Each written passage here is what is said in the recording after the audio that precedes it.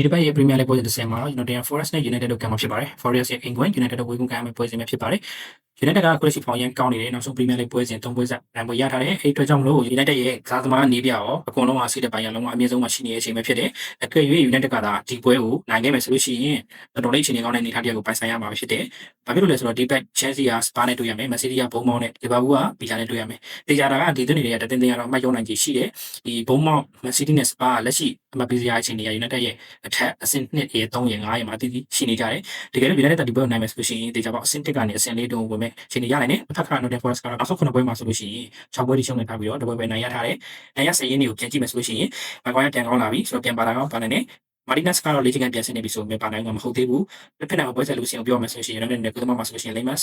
ပြီးလို့ရှိရင်တော့ Euro, Delict, Luke Shaw, Amad Diallo, Casemiro, Van Dijk, Dalot,